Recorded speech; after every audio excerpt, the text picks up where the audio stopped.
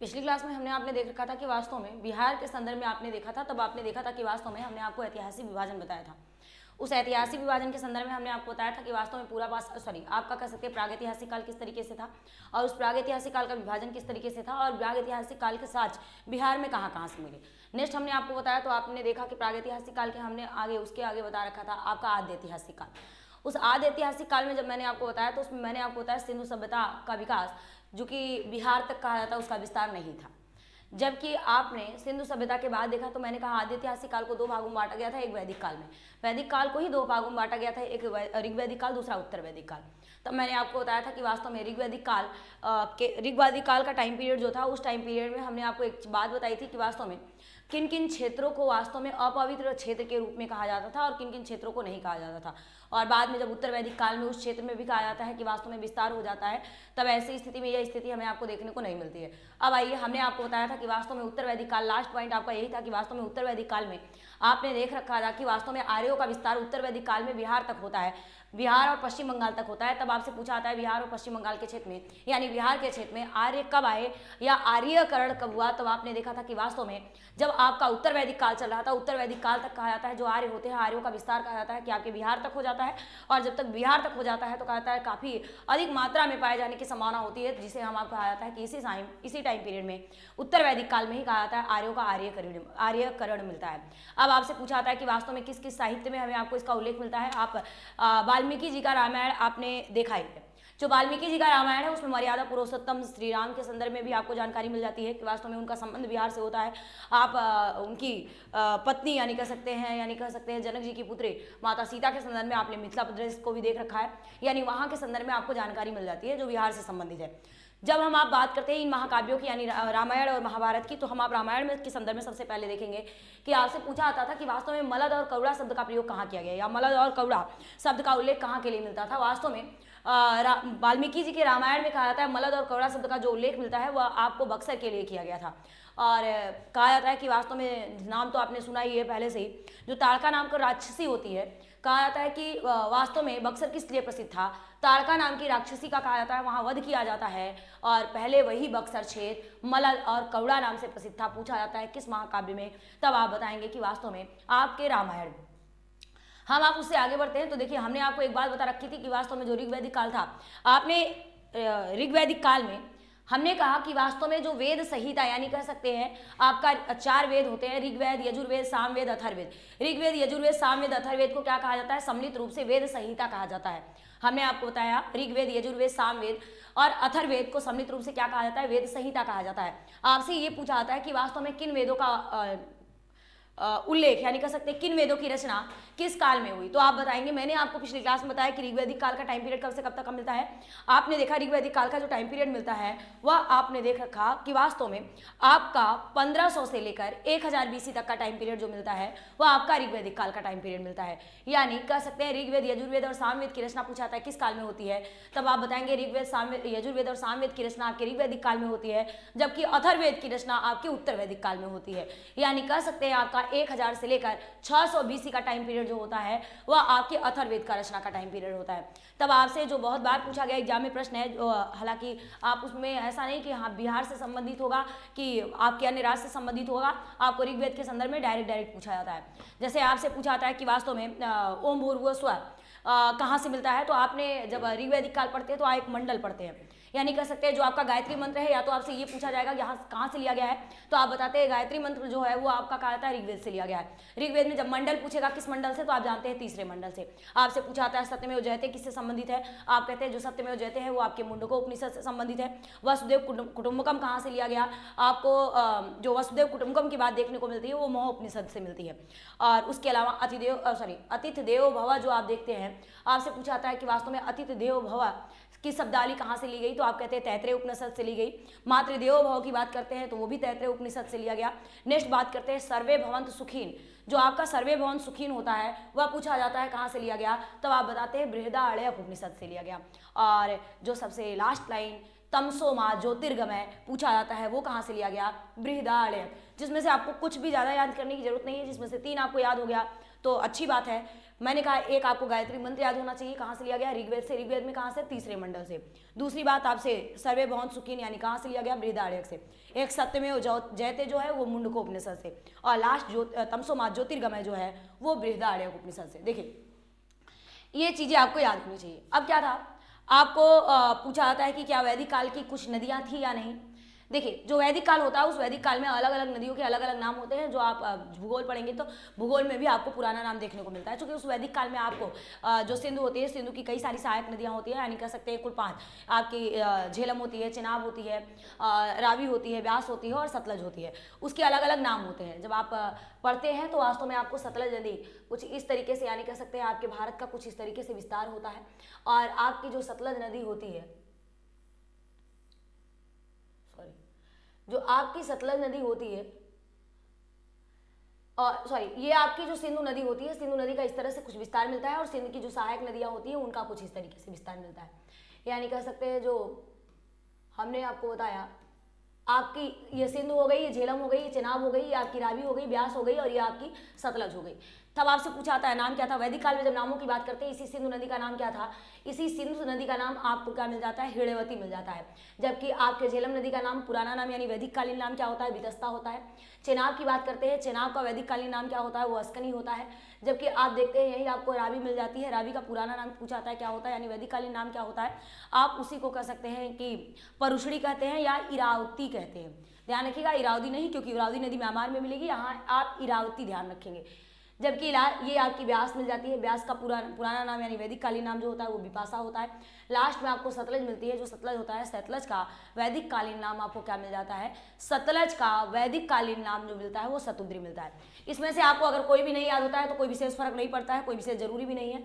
लेकिन वैसे आप कंप्यूटर हैं तो इतनी बातें नॉर्मली आपको आनी भी चाहिए, ऐसा ना हो कि कुछ ना आता जाता हो तो किस बात का कंप्यूटर। देखिए ये आपने देखा कि कुछ इस तरीके से आपके भारत का कुछ इस तरीके से विस्तार होता है, और आपने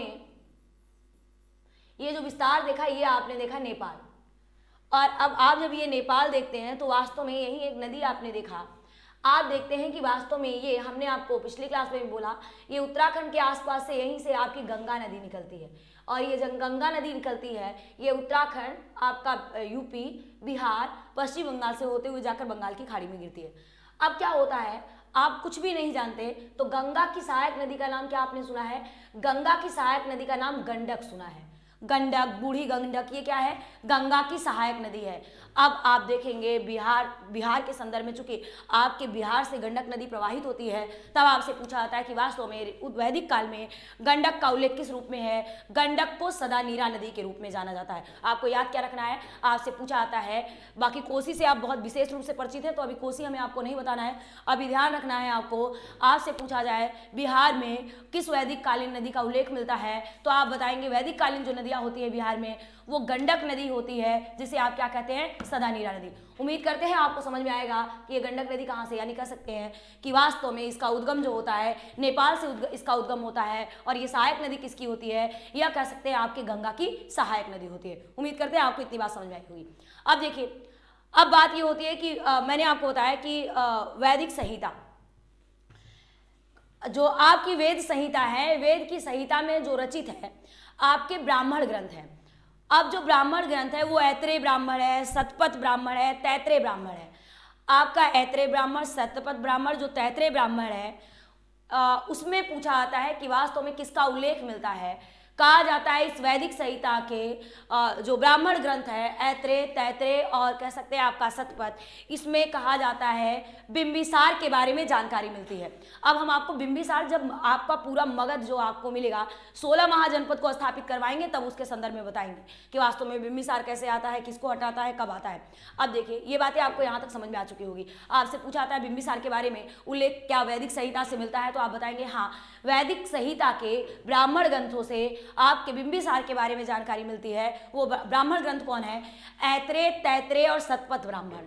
मैंने कहा ऐत्रेय, तैत्रेय और शतपथ ब्राह्मण से किसके बारे में जानकारी मिलती है, बिंबिसार के बारे में जानकारी मिलती है।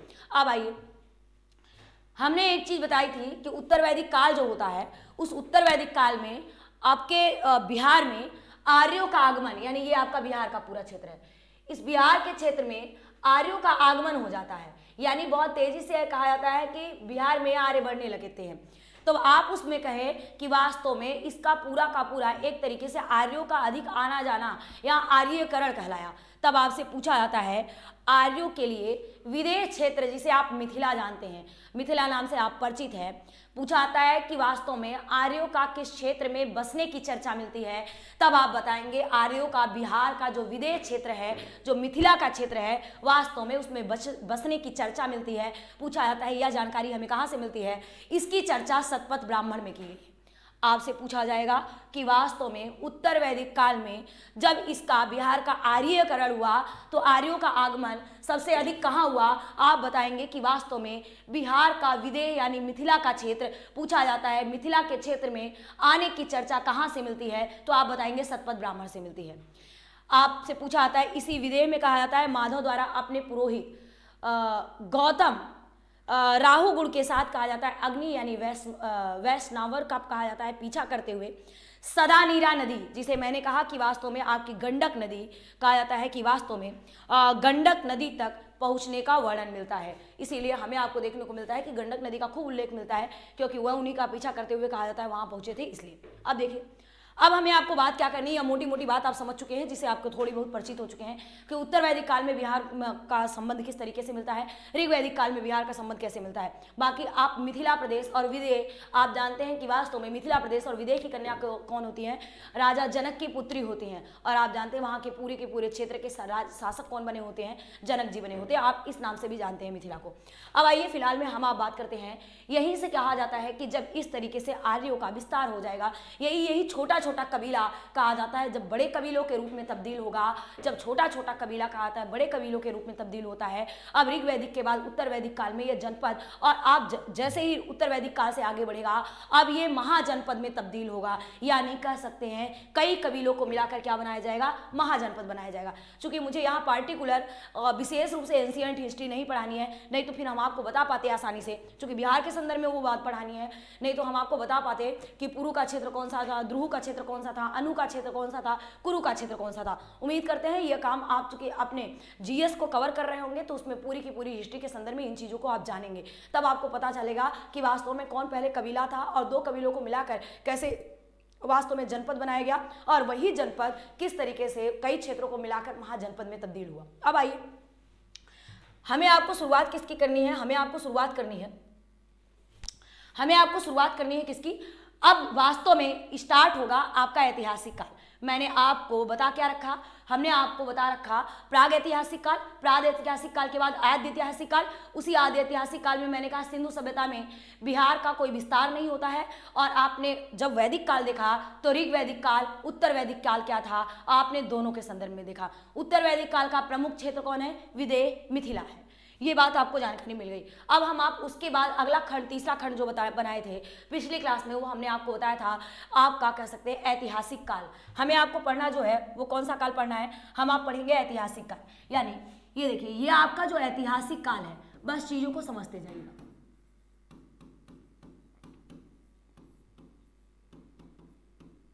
देखिए जो ऐतिहासिक काल था हमने आपको बताया कि वास्तव में ऐतिहासिक काल किस काल को कहा गया। ऐतिहासिक काल एक ऐसा काल था जिसमें कहा जाता है कि जो लिपि मिलती है वह लिपि कहा जाता है लिखी भी गई और वह लिपि पढ़ी भी गई। आपसे पूछा जाता है कौन सा ऐसा काल होता है जिसमें लिपि को पढ़ा और लिखा दोनों जाता है, आप बताएंगे ऐतिहासिक काल एक ऐसा काल होता है जिसमें लिपि को पढ़ा और लिखा दोनों गया। तब आपसे पूछा जाता है कि वास्तव में ऐतिहासिक काल का टाइम पीरियड क्या था। मैंने आपको बताया कि वास्तव में जो आपका ऐतिहासिक काल का टाइम पीरियड होता है वो आप बताते हैं 600 BC से लेकर आपका कहाँ तक मिल जाता है, अब तक कह देते हैं, या आप 1947 तक कह देते हैं। उम्मीद करते हैं यह बात आपको समझ में आई होगी। अब देखिए इसी ऐतिहासिक काल का विभाजन जो होता है, इस ऐतिहासिक काल का विभाजन आपका 3 खंडों में होता है। जब 3 खंडों में होता है तो पूछा जाता है कौन कौन सा काल होता है। एक काल जो होता है वो आपका कह सकते हैं प्राचीन काल, एक काल होता है जिसे आप प्राचीन काल कहते हैं। प्राचीन काल के बाद आपका मध्यकाल आता है, और आप मध्यकाल के बाद आप देखते हैं वास्तव में आपका क्या आता है, आपका आधुनिक काल आता है। देखिए आपका प्राचीन काल आता है, आपका मध्यकाल आता है, आपका आधुनिक काल आता है। अब देखिए क्या होता है, आपने देखा कि वास्तव में अब महाजनपद का विस्तार होगा 6ठी शताब्दी में। यही जो आपका प्राचीन काल है इसी 6ठी शताब्दी ईसा पूर्व में यानी 600 BC में आपका कह सकते हैं 16 महाजनपद का निर्माण हो जाता है। किसका? 16 महाजनपद का।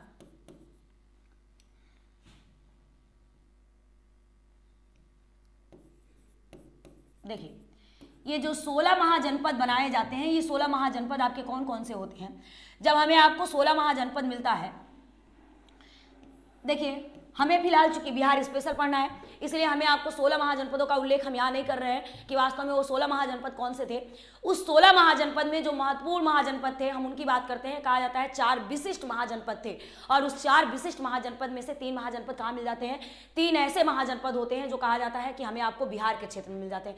चूंकि आप बिहार स्पेशल पढ़ रहे हैं इसलिए सीधे हम हर जगह छोड़कर सीधे बिहार पर आएंगे। आप देखिए वो मैंने कहा 16 महाजनपद थे। 16 महाजनपदों में 4 महत्वपूर्ण महाजनपद थे। उन 4 महत्वपूर्ण महाजनपदों में से जो 3 महाजनपद मिला वो 3 महाजनपद हमें आपको कौन मिल जाता है? 3 महाजनपद हमें मिल जाता है बिहार में।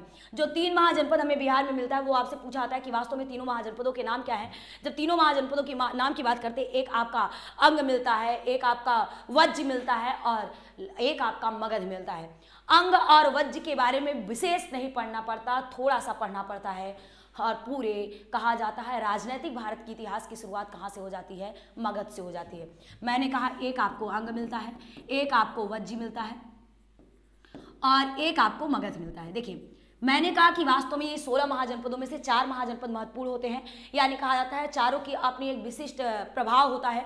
उसमें से 3 महाजनपद जो होते हैं वो बिहार में मिल जाते हैं। आपसे पूछा जाता है कि वास्तव में बिहार स्पेशल आप पढ़ते हैं तो बिहार के एग्जाम में ये पूछा जाएगा कि वास्तव में निम्न में से कौन सा महाजनपद आपके बिहार से संबंधित है, तब आप बताएंगे अंग, वज्र और मगध। चूंकि मगध से आप तो पहले से ही परिचित होते हैं। अब देखिए होता क्या है, जो अंगद मगध और आपका कह सकते हैं कि वज्र होता है, तब आप पहले सीधा सीधा बात जानिए उसके बाद आगे की बात करते हैं।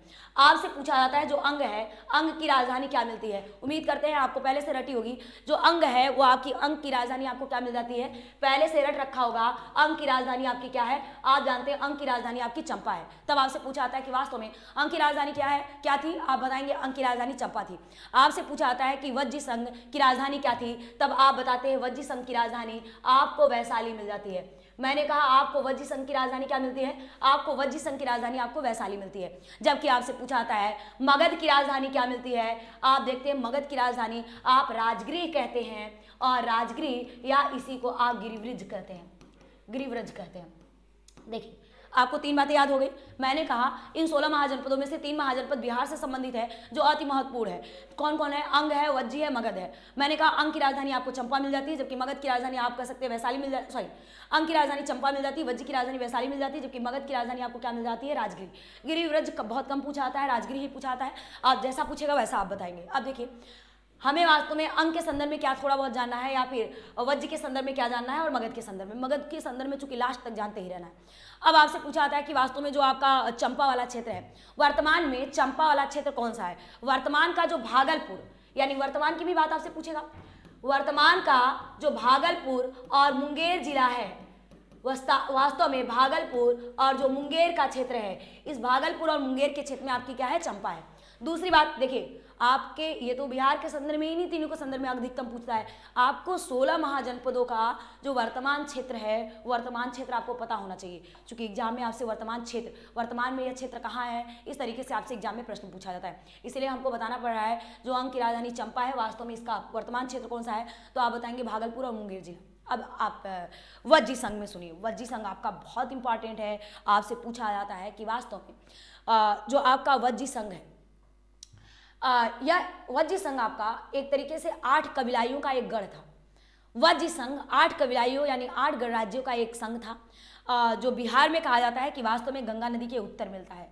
आपसे पूछा जाता है कि इसका वर्णन हमें आपको कहाँ मिलता है? बौद्ध साहित्य का अंगुत्तर निकाय होता है, उस अंगुत्तर निकाय में कहा जाता है इसका उल्लेख मिलता है। और भगवती सूत्र में यानी जैन साहित्य का जो भगवती सूत्र है वहाँ उल्लेख मिलता है। आपसे पूछा जाता है कि वास्तव में भारत का प्रथम गणतंत्र, आप ध्यान से समझिएगा, भारत का प्रथम गणतंत्र या विश्व का प्रथम गणतंत्र पूछा जाता है किसे माना जाता है? वज्र संघ, और उस वज्र संघ में उन गणराज्यों में एक लिच्छवी होता है। लिच्छवी को भारत ही नहीं बल्कि विश्व का क्या माना जाता है? गणतंत्र। विश्व का प्रथम गणतंत्र किसे कहा जाता है? तो आप बताएंगे वज्र संघ। वज्र संघ में लिच्छवी जो था, लिच्छवी को, यानी कभी कभी लिच्छवी नहीं देगा, सीधे वज्र संघ पूछेगा, तब आप बताएंगे भारत का या विश्व का इसे क्या माना जाता है? प्रथम गणतंत्र माना जाता है। अभी मोटी मोटी बातें दो याद रखिएगा। अब आप देखिए, मैंने कहा कि वास्तव में वज्र का उल्लेख कहाँ कहाँ मिलता है? अंगुत्तर निकाय। ये अंगुत्तर निकाय किससे संबंधित साहित्य है? बौद्ध साहित्य। और जबकि मैंने कहा भगवती सूत्र किससे है? आपका जैन साहित्य। इन दोनों में भी किसका उल्लेख मिलता है? इन दोनों में भी उल्लेख मिलता है, हमने आपको बताया, वज्र संघ की, जिसकी राजधानी क्या है? वैशाली है। इसके अंतर्गत कई सारे विदेह, वज्र, लिच्छवी, कई सारे क्षेत्र आते हैं। हालांकि उन क्षेत्रों की बात जस्ट आगे करेंगे हम। अब बचा कौन? अब बचा आपका मगध। आइए देखिए, बचा कौन? मगध। मगध की राजधानी हमने आपको क्या बताई? मगध की राजधानी आपकी राजगृह होती है या गिरिवृज होती है। अब बात ये होती है वास्तव में उत्कर्ष किसका होता है? अब आप जानते तो हैं कि वास्तव में किस तरीके से किसकी ख्याति सबसे अधिक होती है और वास्तव में उसका भूगोल कैसा होगा, उस पारिस्थितिक के आधार पर, उस भौगोलिक दशा के आधार पर भी कहा जाता है कि वास्तव में वह उसके निर्माण में एक सहायक भूमिका निभाता है। हम आप बात करते हैं इस मगध की, कहा जाता है कि वास्तव में उत्कर्ष किसका होता है? उत्कर्ष होता है मगध का। देखिए,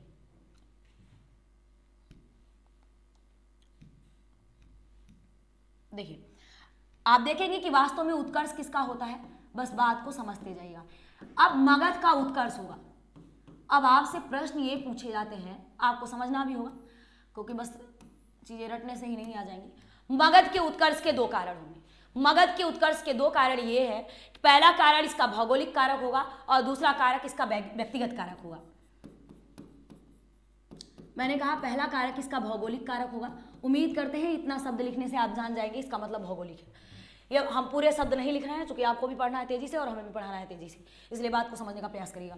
हमें दो कारक देखने हैं, भौगोलिक कारक देखने हैं, दूसरे व्यक्तिगत कारक देखने हैं। अब भौगोलिक और व्यक्तिगत कारक की बात करते हैं तो आपसे पूछा जाता है कि वास्तव में भौगोलिक कारक क्या क्या थे और व्यक्तिगत कारक क्या थे। अब भौगोलिक कारक की बात करते हैं तो हमें आपको वास्तव में आप देखेंगे जो आपका ये मगध था, मगध की राजधानी राजगृह या गिरिवृज थी। वास्तव में वह चारों तरफ से 5 पहाड़ियों से घिरी थी और आप उसी के उत्तर में देखते हैं आपको गंगा नदी के आसपास का क्षेत्र मिल जाता है। चूंकि कहा जाता है कि वहां आक्रमणकारी जो थे वह वास्तव में थोड़ा देर में पहुंच पाते, इतना आसान नहीं था कि वास्तव में तुरंत ही पहुंच जाते, यानी कह सकते हैं एक प्राकृतिक सुरक्षा घेरा वहां था। अब बात ये होती है, जैसे क्या होता है कि थोड़ा व्यक्ति समझदार है तो उसे भौगोलिक कारक भी समझ में आते हैं कि वास्तव में वो मेरे लिए संसाधन है, और मूर्ख ही है तो उसके लिए वह वास्तव में वह भौगोलिक जो वास्तव में उसके लिए एक सुरक्षा का घेरा मिला है या जो भी संसाधन है वह उसको कभी संसाधन नहीं लगते, वह हमेशा समस्या लगते हैं।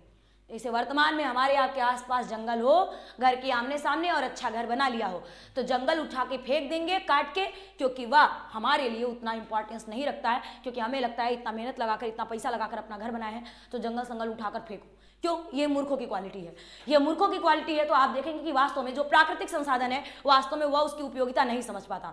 वास्तव में किसी चीज की उपयोगिता समझने के लिए उपयोगी व्यक्ति, यानी कह सकते हैं विस्तृत मानसिकता का व्यक्ति हो, तब वास्तव में उसको समस्या भी संसाधन लगते हैं। और अगर कहा जाता है कि वास्तव में जो जिसकी मानसिकता ही बहुत छोटी हो, वास्तव में उसको हमेशा संसाधन क्या लगते हैं? समस्या लगते हैं।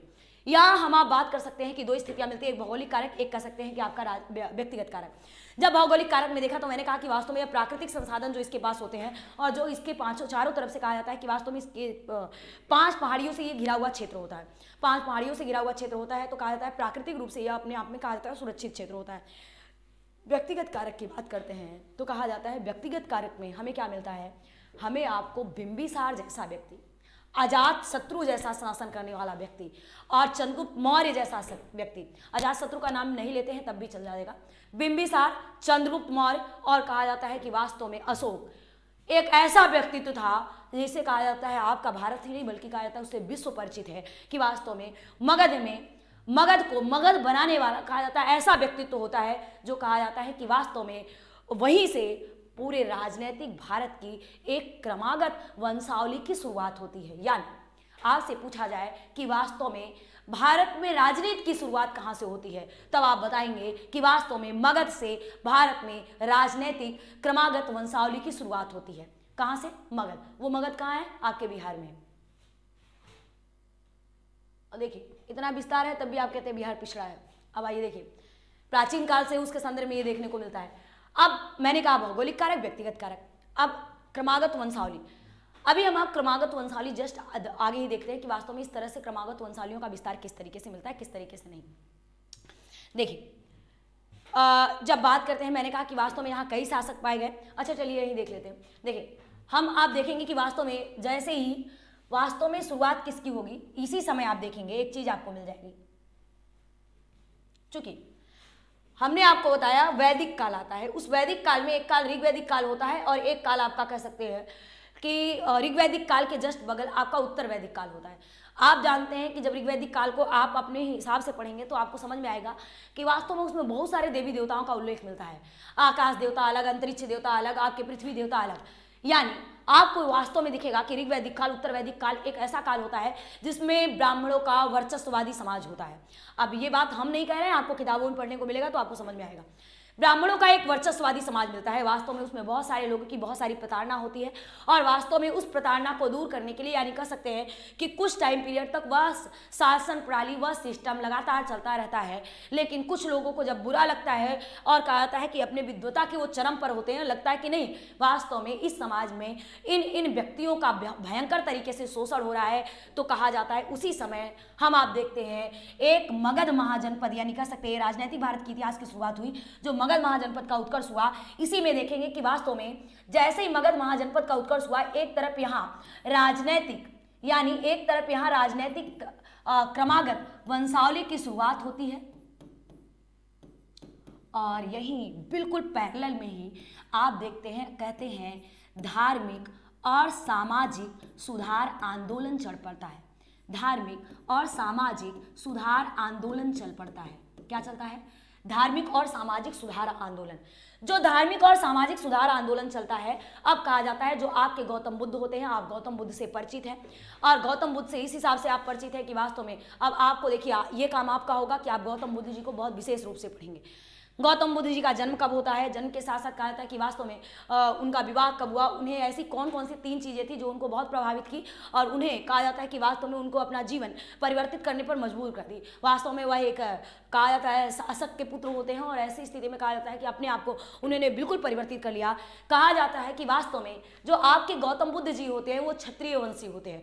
गौतम बुद्ध जी जब क्षत्रिय वंशी होते हैं, कहा जाता है कि वह लगातार इस ब्राह्मणों का वर्चस्ववादी व्यवस्था का लगातार विरोध किया और उन्होंने कहा जाता है कि वास्तव में किसको स्थान दिलाने की बात की, क्योंकि उस ब्राह्मणवादी वर्चस्व व्यवस्था में हमें आपको देखने को मिलता था शूद्रों और महिला की स्थिति बहुत बुरी थी। कहा जाता है चूंकि उत्तर वैदिक काल में महिला की स्थिति हीन होने लगती है, कहा जाता है उन्होंने महिला और शूद्र को एक उचित स्थान मिलना चाहिए, उसके लिए कहा जाता है उन्होंने लगातार हमें आपको देखने को मिलता है एक सुधारवादी आंदोलन चलाया। कहा जाता है कि जो सुधारवादी आंदोलन चला और उन्होंने कहा जाता है चूंकि आप जानते हैं व्यक्ति को परिवर्तित कर पाना, बलपूर्वक किसी व्यक्ति को परिवर्तित कर पाना यानी पूरे समाज को परिवर्तित कर पाना बहुत कठिन होता है।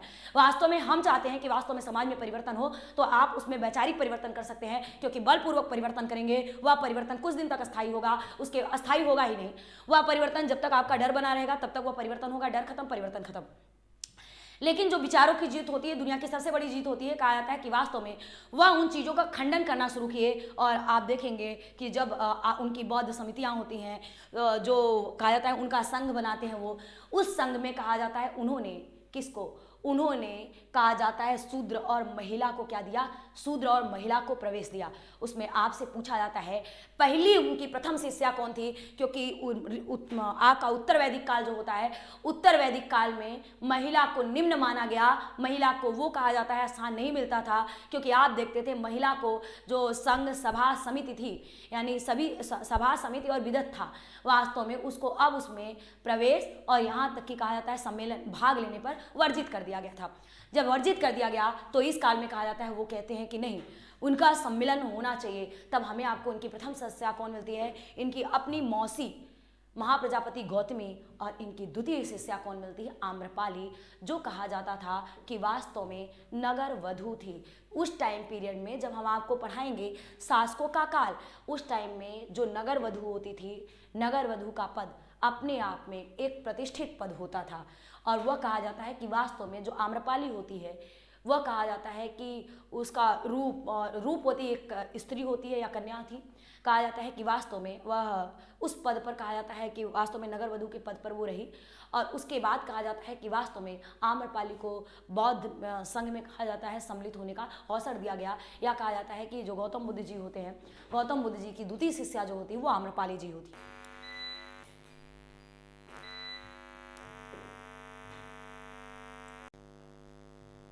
आइए देखिए, थोड़ा सा लाइट का इशू हो गया था, आपको चीज़ें उम्मीद करते हैं समझ में आएगी। आइए देखिए, आप देखेंगे यानी बौद्ध धर्म और जैन धर्म को पढ़ना आपका काम होगा, उसके साथ शैव और भागवत पढ़ेंगे आप। यानी यहीं से देखेंगे कि वास्तव में ये सुधारवादी आंदोलन चल रहा होता है और यही कहा जाता है कि राजनीतिक क्रमागत वंशावली की शुरुआत होती है। अब हम सीधे वहाँ पहुँचेंगे, चूँकि आपका काम होगा कि आप जैन धर्म और बौद्ध धर्म को बहुत अच्छे से पढ़ डालेंगे। यानी आपको ये याद रखना पड़ेगा कि वास्तव में उन्हें ज्ञान किस वृक्ष के नीचे मिला, उनका चिन्ह क्या था, वो सारी की सारी चीज़ें, और बिहार में किस नदी के किनारे उन्होंने, कहा जाता है, ज्ञान प्राप्ति की, किस वृक्ष के नीचे उन्होंने ज्ञान की प्राप्ति की, वह कौन सी महिला थी जिससे उन्होंने, कहा जाता है, खीर खाने के बाद, कहा जाता है, उसी समय उन्हें कह सकते हैं कि ज्ञान की प्राप्ति हो जाती है, और किस वर्ष में होती है। ये आपका काम होगा। आप किताब खोलेंगे, आप पढ़ेंगे। उम्मीद करते हैं आपको, चूंकि कंपटीशन में है, आपको बनना है भाई अधिकारी, तो आपको इतना काम तो बनेगा, इतना काम तो आपको करना पड़ेगा। अब ये नहीं सोचिएगा कि हम आपको टास्क दे रहे हैं करने के लिए, पढ़ा रहे ही नहीं है। टास्क इसलिए दे रहे हैं चूंकि आप काम करेंगे तब आप सफल होंगे। किसी अन्य के काम के करने से उससे आप सफल नहीं हो सकते, आपको व्यक्तिगत रूप से खुद भी काम करना होगा। इसीलिए बौद्ध धर्म, जैन धर्म को आप खुद खंगाल डालेंगे, बाकी हम पढ़ा रहे हैं क्रमागत वंशावली। अब आइए देखिए, बात करते हैं क्रमागत, राजनीतिक क्रमागत वंशावलियों की, तो हमें आपको देखने को मिलता है। देखिए उसी समय कहा जाता है, एक चीज़ और सुन लेंगे उसके बाद देखेंगे। जो आपका मगध होता है, मैंने कहा कि वास्तव में राजनीतिक भारत के इतिहास की शुरुआत होती है, और उसी समय कहा जाता है कि वास्तव में क्रमागत वंशावली की शुरुआत होती है। मगध का उत्कर्ष होता है, मगध का उद्घर्ष होता है। तो जो धार्मिक आंदोलन का आरंभ होता है उसमें दो वर्ग बनते हैं। जो दो वर्ग बनते हैं आपसे पूछा जाता है कौन कौन सा। एक कहा जाता है कि आपका आस्तिक संप्रदाय बनता है, और दूसरा कह सकते हैं कि आपका नास्तिक संप्रदाय बनता है। आस्तिक और नास्तिक संप्रदाय की बात करते हैं। जो नास्तिक संप्रदाय में कौन कौन आता है, जो आपका बौद्ध, जैन होते हैं, ये सारे के सारे आपके नास्तिक संप्रदाय कहलाते हैं। जबकि आस्तिक संप्रदायों की बात करते हैं तो जो आजीवक संप्रदाय होता है, ये सारे के सारे, सबसे ज़्यादा आजीवक ही पूछा गया है, इसके अलावा 2-3 और हैं, लेकिन आप आजीवक बस याद रखिएगा।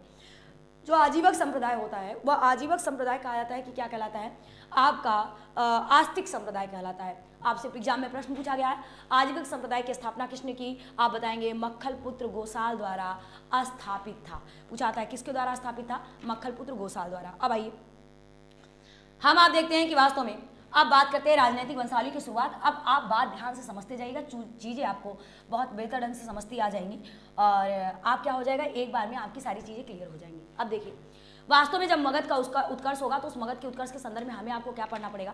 वास्तव में जब मगध का उत्कर्ष हुआ, यानी प्राचीन भारत में राजनीतिक उठापटक हुई, और जब राजनीतिक उठापटक हुई तो उससे कहा जाता है कि वास्तव में एक धार्मिक सामाजिक जागृति का केंद्र कौन रहा, एक धार्मिक सामाजिक जागृति का केंद्र कौन बन गया, मगध बन गया। जब मगध धार्मिक सामाजिक राजनीति कहा जाता है कि वास्तव में जागृति का केंद्र बना, तब यहीं से कहा जाता है कि वास्तव में इसका बहुत तेजी से विस्तार होने लगा। पूछा जाता है कि वास्तव में मगध वर्तमान में कहाँ है, तो आप बताएंगे मगध वास्तव में वर्तमान में दक्षिण बिहार में है। आपसे पूछा जाता है मगध वर्तमान में कहाँ है, आप बताएंगे मगध वर्तमान में दक्षिण बिहार में। इसका उल्लेख पूछा जाता है कि वास्तव में कहाँ मिलता है। मगध राज्य का प्रारंभिक इतिहास का उल्लेख, बस ध्यान से आप समझते जाइएगा चूंकि हम सीधे इतिहास में आते हैं। मगध राज्य के प्रारंभिक इतिहास का उल्लेख कहाँ से मिलता है, तो आप बताते हैं कि वास्तव में इसका उल्लेख महाभारत में मिलता है। महाभारत में कहाँ से, मगध का शासक कौन होता है, मगध के शासक जरासंध का उल्लेख मिलता है। जरासंध जो कहा जाता है, भीम ने इसको कहा जाता है कि द्वंद्व युद्ध में पराजित किया था। और पूछा जाता है कि वास्तव में जो क्षेत्र मैंने कहा कि वास्तव में जो विदेह होता है गंगा के उत्तर में होता है, जबकि गंगा के दक्षिण में आपको कौन मिल जाता है, गंगा के दक्षिण में मगध मिल जाता है। चूंकि दोनों को, एक सेकंड बोल रहे हैं, देखिए मैंने कहा मान लीजिए ये गंगा है, तो मगध के यानी गंगा के उत्तर में आपसे पूछा जाता है कौन मिलता है, गंगा के दक्षिण में कौन मिलता है। गंगा के उत्तर में आपको विदेह मिल जाएगा जिसे आप मिथिला के नाम से जानते हैं, और गंगा के दक्षिण में आपको कौन मिल जाता है, गंगा के दक्षिण में आपको आपका मगध मिल जाता है। अब देखिए ये बात आपको बिल्कुल ध्यान रहेगा कि ये मान लेते हैं गंगा है, गंगा के उत्तर में विदेह, गंगा के दक्षिण में आपका मगध। मैंने कहा कि वास्तव में इसका उल्लेख कहाँ मिलता है, महाभारत में जरासंध का, इसमें कहा जाता है कि वास्तव में इसी महाभारत में आपके जरासंध का उल्लेख मिलता है और कहा जाता है यहाँ द्वंद्व युद्ध चलते हैं। द्वंद्व युद्ध में कहा जाता है कि वास्तव में भीम ने जरासंध को पराजित कर दिया। जब भीम ने जरासंध को पराजित कर दिया, बुद्ध के काल में कहा जाता है कि वास्तव में शक्तिशाली राजतंत्रों में से एक राजतंत्र कौन बना, शक्तिशाली राजतंत्रों में से एक राजतंत्र बना मगध। कहा जाता है कि वास्तव में उत्तर भारत का शक्तिशाली महाजनपद बन जाता है और इसी समय गौरवमयी इतिहास या कह सकते हैं, राजनीतिक इतिहास या कह सकते हैं, धर्म का वैश्विक केंद्र बना मगध। और मगध तब आप देखते हैं कि वास्तव में आपसे पूछा जाता है कि वास्तव में कौन से नदी के संगम पर होता है मगध, आप कहते हैं गंगा और सोन नदी के संगम पर मिल जाता है। वास्तव में पूछा जाता है ये किससे किससे घिरा होता है, आप देखेंगे कि वास्तव में इसी जो मगध है, आपको ये जो मगध मिलता है, इस मगध के आपसे पूछा जाता है पूर्व में कौन है, मगध के उत्तर में कौन है, मगध के पश्चिम में कौन है, मगध के दक्षिण में कौन है। जब हम आप मगध की बात करते हैं तो मगध के पूर्व में आपको कौन मिल जाता है, मगध के पूर्व में आपको चंपा मिल जाता है। कौन मिल जाता है, चंपा। जबकि मगध के दक्षिण की बात करते हैं तो मगध के दक्षिण में कौन मिल जाता है, आपके विंध्य पर्वत का विस्तार मिल जाता है। किस पर्वत का विस्तार मिलता है, विंध्य पर्वत का विस्तार। मगध के पूर्व की बात करते हैं तो मगध के पूर्व में मगध के पश्चिम की बात करते हैं तो पश्चिम में आपको सोन नदी मिलती है, उत्तर में आपको यह स्पष्ट रूप से कौन दिख रही है, गंगा। उम्मीद करते बात क्लियर हो जाएगी। ये आपका मगध है, मगध के उत्तर में किसका विस्तार है, गंगा का। यानी गंगा के दक्षिण में कौन मिलता है, गंगा के दक्षिण में मगध मिलता है। मगध के पूर्व में कौन है, चंपा। मगध के दक्षिण में कौन है, विंध्य पर्वत। और मगध के पश्चिम में कौन है, आपका सोन है। हमने कहा कि वास्तव में जब ये स्थितियां आप देखते हैं, अब क्या होता है, जो मगध की स्थापना होती है, बस थोड़ी सी बात को आप समझेंगे, बात समझ में आ जाएगी। मगध की स्थापना होती है उस जो आपको क्रमागत वंशावली में कहा जाता है कि वास्तव में स्थापित वंशावली मिलती है हर्यक वंश। उसके पहले एक कैंडिडेट होता है मगध में, कहा जाता है कि वास्तव में जिसका नाम क्या होता है, आप बृहद, एक वंश मिलता है जिसको कहते हैं बृहद रथ वंश। क्या कहते हैं, बृहद रथ वंश। जो बृहद रथ वंश होता है, महाभारत और पुराण के अनुसार ये माना जाता है कि वास्तव में जो जरासंध का पिता होता है, यानी कह सकते हैं चेदिका राजा और वसु के पुत्र यानी बृहद्रथ ने कहा जाता है कि वास्तव में इस वंश की स्थापना की थी। इस वंश में कहा जाता है 10 राजा थे। 10 राजा में कहा जाता है कि वास्तव में एक जरासंध भी होता है। जरासंध माना जाता है कि वास्तव में सबसे प्रतापी होता है। जो जरासंध प्रतापी होता है तो वास्तव में हरिवंश पुराण के अनुसार जरासंध माना ऐसा जाता है, हरिवंश पुराण के अनुसार माना जाता है कि जो जरासंध होता है वो काशी, कौशल, चेद, मालवा, विदेह, अंग और अंग के साथ कह सकते हैं कि वंग, कलिंग और कलिंग के साथ कश्मीर और पांड्य और गांधार के क्षेत्र पर राजा, कहा जाता है कि वहां के राजाओं को उसने पराजित किया। कहा जाता है कि ये जो जरासंध होता है, जरासंध ही यानी ये जो बृहद्रथ वंश का शासक जरासंध होता है, इसने राजधानी राजगिरी यानी कह सकते हैं आपका, जिसे आप कुशाग्रपुर कहते हैं या गिरिवृक्ष कहते हैं या इसी को वारद्रथपुर कहते हैं या आप इसी को वसुमतीपुर कहते हैं। चूँकि वसु जो होता है, वसु के नाम पर वसुमितपुर रखा जाता है। कहा जाता है कि बनाया गया कि वास्तव में यह ऐसी राजधानी बनाया कि जो 5 पहाड़ियों से घिरी हुई राजधानी बनी। तब आपसे पूछा जाता है कि वास्तव में 5 पहाड़ियों से घिरी हुई राजधानी कौन बनती है। अब देखिए, हमें उम्मीद करते हैं कि आपको, वैसे उम्मीद क्या करें, हमें पता ही है कि आपके दिमाग में उतना बना नहीं होगा तो कि वास्तव में कौन है, कौन आता है। तो आप क्या करेंगे, आप ऐसे देखेंगे। देखिए, मैंने कहा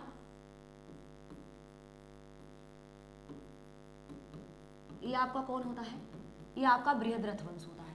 इस बृहद्रथ वंश की बात करते हैं तो वास्तव में इसकी स्थापना आपसे पूछा जाएगा, इस बृहद्रथ वंश की स्थापना कौन करता है। तब आप बताएंगे बृहद्रथ वंश की स्थापना जो होती है वो कह सकते हैं जो चेदिका क्षेत्र होता है, चेदिका राजा। आपसे पूछा जाता है वास्तव में जो चेदिका राजा कौन होता है। आप कहते हैं कि वास्तव में जो चेदिका राजा होता है, चेदिका राजा यानी इस राजा का नाम क्या है, वसु। चेदिका राजा कौन होता है, वसु। कहा जाता है जो वसु होता है, यही वसु का पुत्र कौन होता है। बस बात को समझिएगा, उम्मीद करते हैं आपको बहुत जल्दी समझ में आ जाएगा। वसु का पुत्र होता है बृहद्रथ।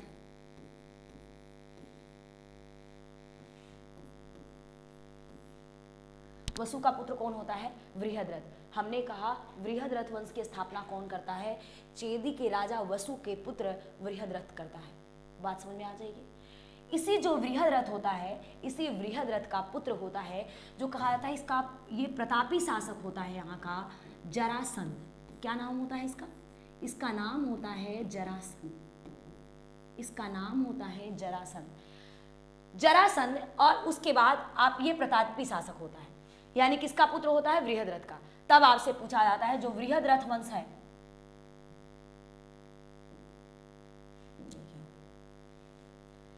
जो ये जो वृहद रथवंश है, इस वृहद रथवंश का अंतिम शासक कौन होता है? अंतिम शासक आप कहते हैं वास्तव में इसका अंतिम शासक जो होता है, जिसका नाम आप रिपुजन्यु याद करते हैं, रटते हैं, हम जानते हैं, नाम सब भूल जाता है, कौन किसका है, कहाँ है, आपको पता नहीं चल पाता है। यानी जो रिपुजन्यु होता है, जिसे आप अंतिम शासक या अंतिम राजा कहते हैं, इसलिए अंतिम राजा कहते हैं क्योंकि इसी का मंत्री जो होता है, इसी का दरबारी होता है, इसी का दरबारी पुलुक होता है। रिपुजन्यु का दरबारी होता है कौन? इसका दरबारी होता है, दरबारी मंत्री होता है। रिपुजन्यु का दरबारी मंत्री होता है पुलुक। इसका नाम क्या होता है? दरबारी मंत्री होता है, इसका नाम होता है पुलुक। क्या नाम होता है? दरबारी मंत्री पुलुक होता है। जो दरबारी मंत्री पुलुक होता है, पुलुक द्वारा कहा जाता है, इसकी क्या कर दी जाती है? दरबारी मंत्री पुलुक होता है और इसी पुलुक द्वारा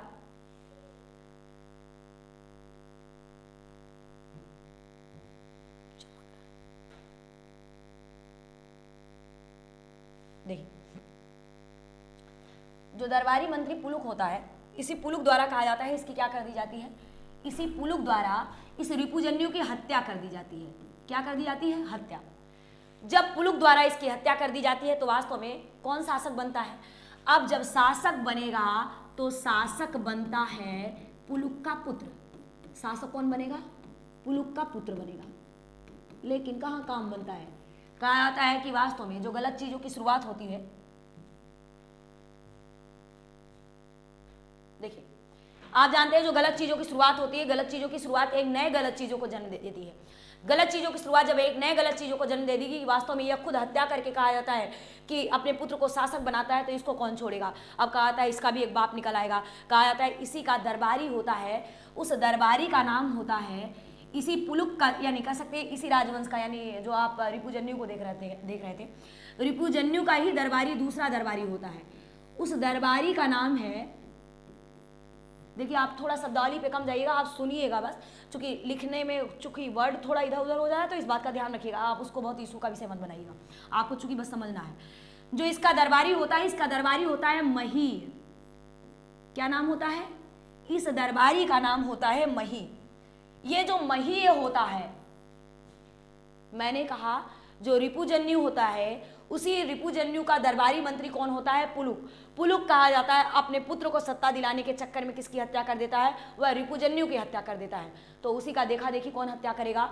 वो अब कहा जाता है रिपुजन्यु का ही दरबारी होता है मही, जो कहा जाता है कि वास्तव में पुलुक और उस पुलुक के पुत्र दोनों की हत्या कर देता है। अब दो हत्या लगते हैं, उसको आरोप लगते हैं, दोनों की हत्या कर देता है। और दोनों की हत्या करके जैसे वह अपने पुत्र को शासक बनाया था, अब यह अपने पुत्र को शासक बनाता है। मही का पुत्र आता है जो शासक की भूमिका में आता है, और जिस शासक का नाम होता है बिंबिसार। क्या नाम होता है शासक का? इस शासक का नाम होता है बिंबिसार। अब देखिए, अब वास्तव में आपसे पूछा जाता है कि वास्तव में राजनीतिक भारत की वास्तविक शुरुआत कहाँ से होती है? यही से शुरुआत हो जाती है। और ये वंश क्या मिलता है? अब यही आप देखते हैं, प्रथम राजवंश की बिंबिसार यही प्रथम राजवंश की स्थापना करता है। इस प्रथम राजवंश का नाम क्या होता है? इस प्रथम राजवंश का नाम होता है हर्यक वंश। क्या नाम होता है? हर्यक वंश। अब आप चीज़ों को समझते चलिएगा। अब देखिए, मैंने एक बार में आपको दिखा देते हैं, आप एक बार में चीज़ों को देखिएगा।